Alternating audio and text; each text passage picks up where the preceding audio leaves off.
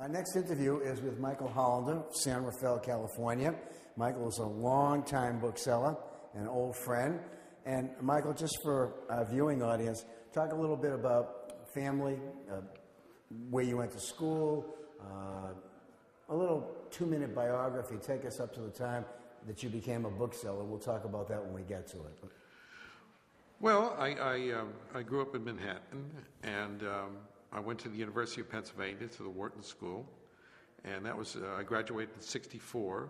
I went to work in Wall Street as a registered representative, and the stock market by 1970 or thereabouts was, the Dow was 600, it started, it was 600, and it looked like there's no future in this business. I mean, people, if I called them to invest in the stock market, they act like I was the angel of death that would hang up. And, I just got tired of the negativity, so I said to myself, what can I do for a living? And I had already been a rare book collector, and I know most of the dealers in New York for several years. And I was friendly with Mr. Wyeth.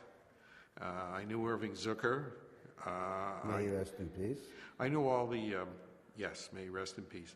And I knew quite a few of the dealers who were on Lexington Avenue and down on 4th Avenue and so on and so forth. Talk a little bit about 4th Avenue. People keep mentioning it, and no one has yet expanded on what 4th Avenue used to be. Well, 4th Avenue used to be the book center of Manhattan, and there were, that area, well, of which Strand is the only survivor. If you went one block over from Strand, there were about 6 or 7 shops. There also were Dauber and Pine at the bottom of 5th Avenue, and it was fun. I mean, it was a good place to go scouting, pre-internet days, and because I guess of rents and so on, one by one they vanished. I remember there was one dealer there who dealt only in cookbooks. Lowenthal? No. I know what you mean. They did a bibliography at one point, didn't they? Yes, of American cookbooks. Cookbooks, yeah. And I like cookbooks, and I went in there and bought some books from her. And but getting out of the business is interesting. I had heard from someone that if you want to change professions or even start a profession, there's many professions you've never heard of. So sit down with the yellow pages from a major metropolitan area and start reading A through Z, all the different professions, and mark down the ones that would appeal to you. And I just got as far as the letter B, books used in rare, and I closed it. I said, that's it. That's for me. I know a little about it. I had a small collection, which I'd made money on because... what did you collect as a... Art books. Art books, mainly. Yeah, modern art books. I put them all up for auction at Park Bennett, and I remember I made money on them, because I got recalled. I was in the inactive reserve in the Marine Corps, and they sent me a telegram saying, come on back. Time to go to Vietnam and be a hero. So I went to Spain, and the books paid for my 6-month sojourn in Spain. And then when I came back, I went back very briefly, working for Dean Witter, and the manager was a friend of mine, and I knew I wanted to get into the book business. So he said, look, I'll fire you, and so you'll get unemployment insurance. And so I briefly worked then as managing an art gallery in San Francisco, while I called every book dealer I knew and introduced myself. And unfortunately for me, about 2 months after I worked at this art gallery, the New World Liberation Front blew up the Dean Witter offices in San Francisco. And I got a call saying they were looking for me, the FBI. Yeah. And it turned out there's another Michael Hollander in San Francisco, and he went with his family on vacation to Mexico. So they staked out his place, because I was the most recently discharged employee. You might have a grudge. Right. And then after a week, he came back, and he said, wrong Michael Hollander. So they went to the office, and they said, where does he live?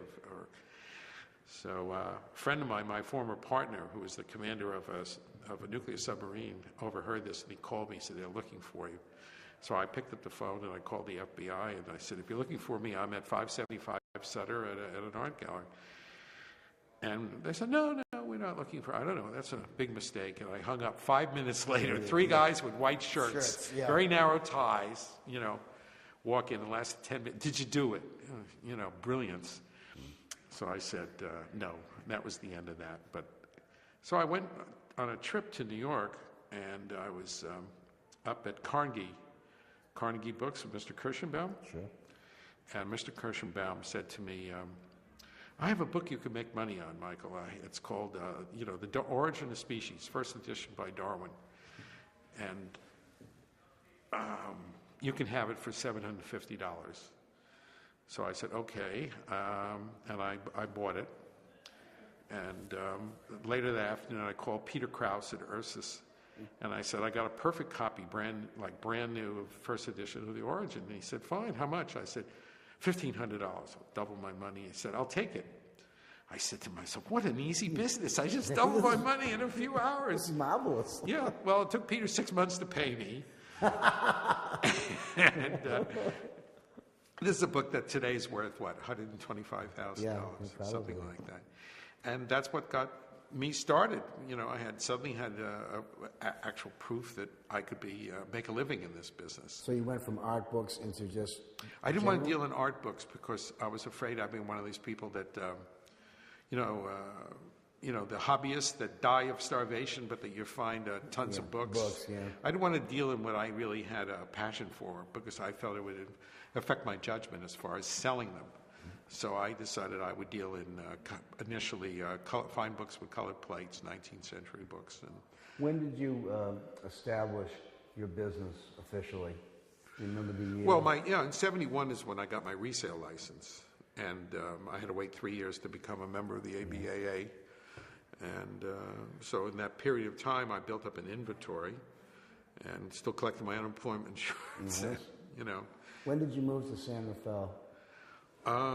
Well, I moved to Marin County in 1970. And then I moved around. Yeah, okay. I moved to San Rafael around 1985 or 86. I spent 3 years down in L.A. in the early 80s before I met Claire. Yeah. And that's it. That's so the beginning. So you have, once you established your firm, when did you start participating in book fairs? Do you remember the first one that you did? Well, I remember the first one I went to, which was in 1970 in San Francisco. And I remember the book I bought, which was Orwell's 1984, first edition. And then I still had a knowledge of modern art books, and I was down the Lower East Side where they used to have, which is now Chinese, but was then all Yiddish booksellers. There was quite a few of them there. And in the window of one of them, there was a copy of Chagall's Illustrations for the Bible, which I had in my collection. So I went in and I just said, well, how much? And I had paid $300 for my copy. And this man said, well, it's used, so I can't sell it to you for what it came out at, but I'll give you for $25. So I figured, well, if I paid $300 for one, here's another one, $25. So I bought it. And then I went to the Antiquarian Bookseller Center then, which is in Rockefeller Center, like now, and Edith Wells was running it, and there was this very tall, distinguished-looking gentleman there, and I asked him if he wanted to buy it for $300, and he said yes, and his name was Warren Howell, so I sold it to him. So that was, how I met Warren, and then I went, on from there and started doing a couple of local fairs. But I think the first major, fair that I did was after I became a member. I used to do the New York Fair. My parents lived just 5 blocks away from here. And so I'd fly in. My mother would do my laundry. I'd have my old room back, and I'd have a booth. That's great. And obviously you did the California book fairs. California fairs. I've done fairs in, Chicago. Don't remind me. I've done all 3 of the fairs in Chicago, Washington, D.C., aside from the regular, Boston, New York, Los Angeles, San Francisco fairs. I've done fairs in London. I did many of the London fairs. I know. Did a fair in Germany, did the Dutch fair, Let's see, where else? I think that's, oh, and I've done the Tokyo Fair several times. Interesting business, gets me around the world. Well, it does. It does get you around the world. How do you feel about the internet? It's obviously quite an impact on our trade. Are you active on the internet? Do you buy, sell? My books are all listed on ABE. Okay, just on ABE? Just on ABE. Is there a reason that you just use Well, one I was service? for several years. I was on the either I forget called the iLab site or the ABA site, and I got very little business from it. Abe seems to be the one that generates the most business, doesn't it? That's correct. Though lately, since the catastrophe, it's been pretty dead. Yeah. Even that. And initially, when they first started these search services, it was wonderful. Well, there were fewer people on it. Yeah. But Fewer unfortunately, it educated people as to what was really rare, and books that I thought were rare turned out not quite. Not quite rare? Yeah. I mean, I remember the shock many years ago when I was in London. I saw a cookbook, and it was the Belgian Congo cookbook published in the Congo, 1945, and I forget what it cost me, 150 pounds. I said, oh, this has got to be a great treasure.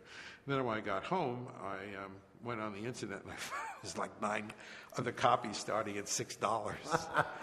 And I said, Well, you're not alone. A lot of people have had the same experience with something. yeah. I think initially it was a great help. I mean, I had customers from all over the world that I never knew you would never find existed. Exactly. But lately, I think it's certainly hurt our business when it comes to except for people who deal with incredibly rare books or manuscripts, unique items, books of which there were 5 copies printed or something like that. Except for that, what I call common rare books, it's definitely hurt the business, partly because it's a race to the seller when you price a book and you paid X and you look online and there's 15 other copies of this book at X. How are you going to mark it up? You can't. So you wind up having, the old joke, we're the business that caused our mistake, our stock. Yeah. And it's on the shelf, and on the shelf it'll remain. Yeah, unfortunately. Yeah. When you entered the trade, were there any booksellers who were sort of like mentors to you, or people you could go to and ask for advice and feel comfortable doing it? I tried. I offered to work for Warren for nothing. I offered to work for David McGee. I used to hang out at David, and he was helpful, but he wasn't hiring anybody. I knew Lou Weinstein actually offered me a job, but it was $600 a month, and when I was a stockbroker, I was making $30,000 a year. So he's the only one. Lou was the only one who actually, came out and offered me a job. I didn't want to move down to Los Angeles. I can't say as I blame you. Okay. How was your transition from being a bookseller without a computer to being a bookseller with a computer? Did you find it seamless? Were you able to transfer your knowledge of books into a computer-based system? Well, Claire helps me out. Okay. Yeah, in our division of labor. Challenges, right? It took her a long time to persuade me just to get a fax machine. The instrument of the devil, I mean, I still haven't figured out how the phone works. And thank God I have a young wife, and she handles all the computer stuff. She does all the, So you really aren't wired in. She's the one who does it all. Right. I write out the descriptions longhand. She's the one that enters them in. She enters it. She's data entry. And corrects my spelling and punctuation. I can imagine. Yeah. If you were going to enter the book trade today, would you? And if you would, how do you think it would be? Well, the book trade really, the only thing you can really deal in now where it'd be like the old days would be that you'd have to handle unique merchandise or something very close to it. And I would advise anybody who wanted to enter the book, we're a tree. It's a tree, the antique tree, and we're a little branch of the tree. And capital is what can keep you going. You have to have the ability to buy great stuff and sit on it for a while. I mean, you got to have a certain amount of not just guts and intelligence, but you have to have money. And I would advise anybody, unless they have a good amount of money in back of them, to find another profession. Go through the phone book? What? Go through the yellow pages? Go past B. Go past B. That's right. And, don't stop at I mean, B. we all have this fantasy in our business, the little hook and carrot in front of the donkey is the classic phone call. My husband died, and I have this whole room full of great books, and just make me an offer and get him out of the house. But if you're going to run a profession on that, you might as well just go to Vegas and hope your number turns up. On Right, pretty much the same thing. Yeah. Although a lot of those libraries are now going to auction houses where they used to come to booksellers. Well, last night, my wife and I, we had dinner with a friend of mine who I've known since, in effect, birth. He's my age. He's a month older, and our mothers used to wheel us around, and he's a good friend of mine. And during the meal, he's a lawyer in San Francisco. He said, I handled an estate recently of 55 boxes of antiquarian books. And I said, that's nice. He said, yeah, I called up Swan, and they took 20% of the good things, and 80% went to Judy Lowery at Argosy. And I'm just sitting there staring at him, and I'm staring at him, and he was completely clueless as to. He didn't understand, did he? Yeah, and this is somebody I've known my entire life. Well, it just goes to show you, man. Yeah. What do you think are some of the great challenges that we face as a business going into the future? The main challenge in this business is propaganda, because the fact that, I was online at an ephemera fair recently, and someone said to me, Michael, do you see anyone online that doesn't have gray hair? And I looked, and at least they have hair. Okay. But it's true. The problem is that we have an increasingly stupid population, and our business seems to be unappealing, our product we deal in, or unknown to most people under 40. And the thing is, how do we get these people excited and turn them into collectors? Otherwise, we're going to wind up being like the stamp business, which took a turn downhill 15, 20 years ago and has never recovered. Never came back. That's right. And it probably never will. Probably never will. Just, it's a collectible hobby of the past now, stamp collecting, and I'm afraid we might be turning into that. Well, it's possible when you look at our association, and 50% of the members are 55 years old or older. It doesn't bode well, does it? No, it doesn't. I don't know how we're going to turn it around. I don't either. It's so difficult to talk about the trade during these times. Yeah, sure. I think the Bowmans are very important as far as what they do with their advertising in the back of the New York Times, and the way they handle it is they give a certain element of excitement, and they bring for the average person, the average intelligent person, the fact that these books exist, that you can buy them. If some author or some political thought or whatever turns you on, if you have some hero from your schooling, that you can get something that this person wrote or wrote on, and in that aspect, they've done the trade a great service by doing that. But it's not enough, obviously. But at least it's a big help. Or it's a help. I noticed also that we're about to lose one of the pillars of the book-selling community in the San Francisco area. Peter Howard of Serendipity. Have you had any occasion to see him lately, or know of his condition? I was visiting last week over there, but he wasn't there. He was at a doctor's appointment, and I spoke to Nancy, and she said he looks terrible. He's lost a tremendous amount of weight, and he's not long for this world.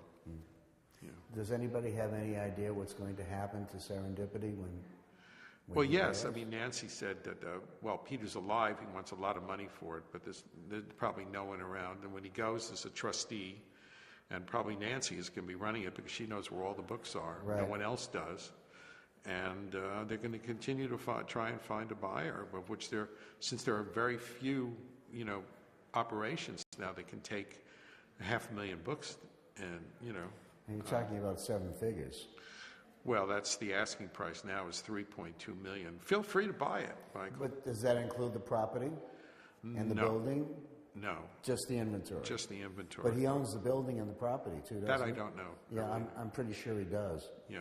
In which case, that might be a pretty valuable piece of property. Well, it would have been before the current economic crisis. I mean, there's a lot of empty spaces now in Berkeley, as there are in San Rafael. A lot of empty retail spots. Yeah, I always meant to ask you, why San Rafael? Why not San Francisco? Why not Portland? Why not Seattle? Or... Who, me? Yeah, you. Why did you settle on Marin County as your base of operations? Well, initially I read The Electric Kool-Aid Acid Test by Tom Wolfe, where he described Muir Beach. And when I first went out there, I drove out to Muir Beach, and this is around 1969 or 70, early 70.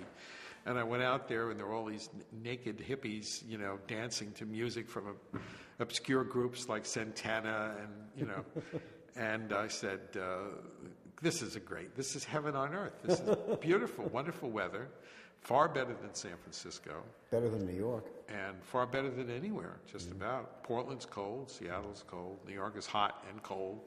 6 months of the year, this place is great, and 6 months of the year, it's you don't want awful. to be here." It's awful. So what do you see for yourself? Here you are. I don't know exactly how old you are, but I can pretty much guess. Are you going to be doing this forever?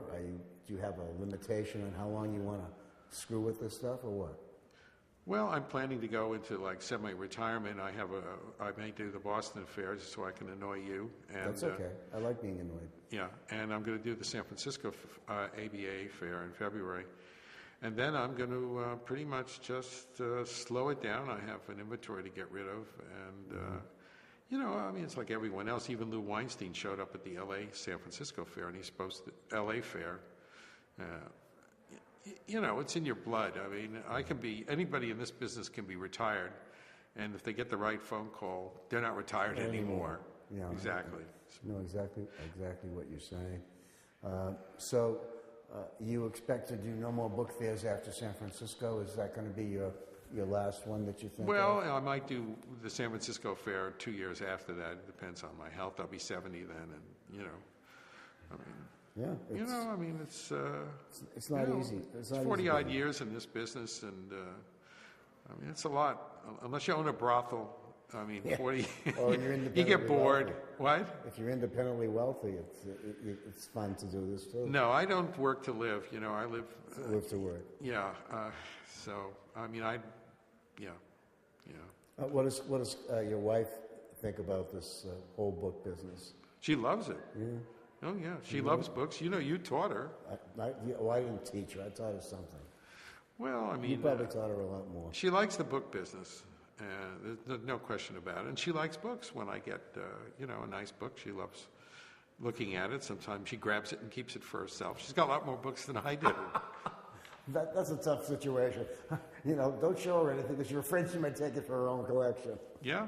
Oh, yeah. She's got her own. She's got a good 1,000 books in her office. Really? Oh, yeah. And she's, unlike other people, she's actually read them. Oh, wow. Yeah. I'm impressed. Yeah, yeah. All right, before I let you go, look into your crystal ball and tell me what you think the book business is going to be like 5, 10, 15 years into the future. If you remember, for our newsletter, I wrote an article called The Book Trade in 100 Years from Now. It was done with tongue-in-cheek. Yeah. But seriously. What are we going to be like 15 What years do you from think now? the business, the trade is going to be like in 10 or 15 years? Or will we have a trade? No, I think we'll always have a trade. There's still stamp dealers. Yeah, it's true. Coin dealers are thriving right now, so the money's going in there. But I think that this business is going to shrink. I think there are people in this business who went in it for the, quote, prestige, or they had nothing better to do. And they're going to find out, or they're finding out right now, that it's really no fun when you don't sell them. When you're sitting there. Well, when I got in this business, Shepard's Directory was this thick. And now it's like this thick, and I think in 15 years it's going to be back down to this thick. And then we're going to be reduced to people who are really serious in this business and have the financial wherewithal to withstand mediocre times. I won't say bad times. But so much in this world now depends on outside influences. You know, another 9/11, another crazy meltdown in the market, and you know. But there's always going to be people who love rare books. Question is how many of them are going to be around to provide a good living for the myriad of antiquarian booksellers. But from a demographic standpoint, we're in trouble because there just aren't enough young faces. That's the main problem right now. Well, how do we get young people interested in what we do? Well, a lot of people should go around to universities and speak to the seniors, and just just tell them about the business. I mean, like me going through the Yellow Page, a lot of people aren't even aware. The standard joke in this business that we've all been faced with is people come up and say, "You can make a living from this business." Yeah, and we have to tell people, yes, you can make a good living. You can make a very interesting living. It takes you around the world. It's a treasure hunt. You have moments where you go, "Oh my God, this is just the most wonderful bargain I've ever seen in my life." It's still happening. And you can, if you express that kind of excitement and enthusiasm with people, you might turn a few people into the profession. Well, great, Mike. Thanks for the interview. Our time is up. Appreciate you participating, and say hello to Claire for me. I will. Thank you, Mike. Thanks, Michael.